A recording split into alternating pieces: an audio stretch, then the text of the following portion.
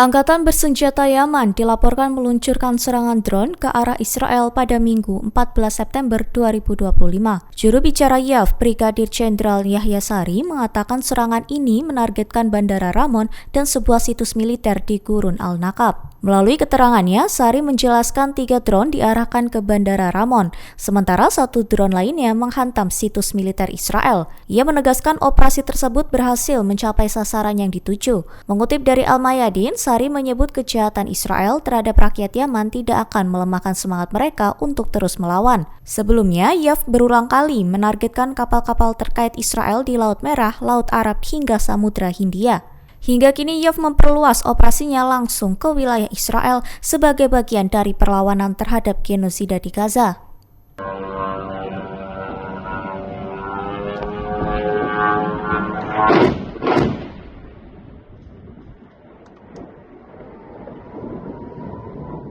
Israel dilaporkan melancarkan serangan dengan operasi kilat ke ibu kota Qatar, Doha, pada Selasa 9 September 2025 lalu.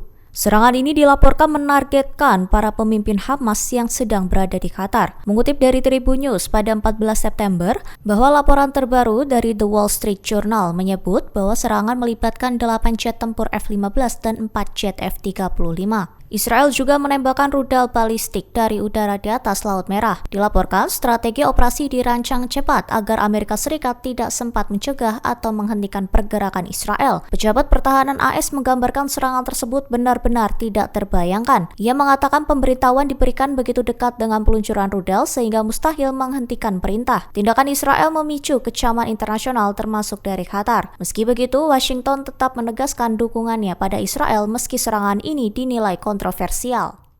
Pasukan pertahanan Israel untuk pertama kalinya mengakui adanya krisis atrisi di tubuh militernya. Mengutip dari Tribun News pada 14 September, bahwa krisis ini merujuk pada kekurangan personil yang terus berkurang hingga tidak mencukupi kebutuhan pasukan tempur. Laporan media Ibrani menyebut IDF kini kekurangan sekira 7.500 prajurit dan 2.500 personil pendukung tempur. Kekurangan itu diperparah dengan agresi Israel yang berlarut di jalur Gaza. Militer Israel juga dilaporkan kekurangan 300 perwira untuk posisi komandan peleton pasukan darat. Bahkan beban berat juga dirasakan pasukan cadangan. Banyak dari mereka menyatakan keinginan untuk pensiun dini setelah 4 tahun dinas. Di sisi lain, Divisi Rehabilitasi Kementerian Pertahanan Israel merilis angka baru terkait korban militer. Lebih dari 20.000 perwira dan prajurit dilaporkan terluka sejak Perang Gaza meletus pada Oktober 2023. Data juga menunjukkan 31.000 prajurit masih menjalani perawatan medis untuk masalah kesehatan mental. Sebanyak 99 prajurit dan perwira harus diamputasi, sementara 16 lainnya mengalami kelumpuhan total.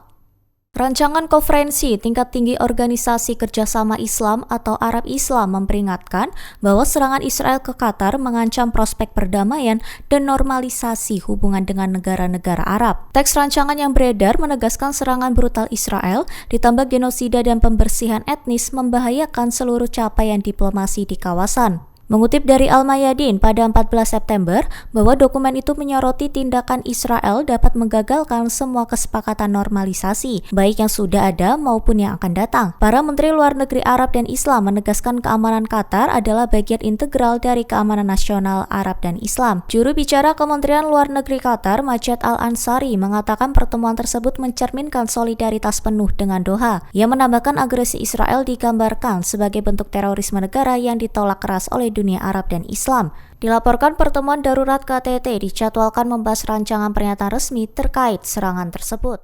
Presiden Israel Isaac Herzog diketahui menanggapi KTT darurat yang digelar Qatar bersama Liga Arab dan OKI. Ia memperingatkan agar langkah Israel ke depan diperhitungkan dengan matang, terutama terkait hubungan dengan negara Arab. Herzog secara tidak langsung mengkritik serangan yang diperintahkan Benyamin Netanyahu ke Qatar pada 9 September 2025 lalu. Menurutnya, tindakan itu beresiko tinggi terhadap stabilitas dan kerjasama diplomatik di Timur Tengah. Mengutip dari Tribun News, Herzog menyampaikan hal itu melalui upacara peringatan mantan Presiden dan Perdana Menteri Israel pada Minggu 14 September 2025.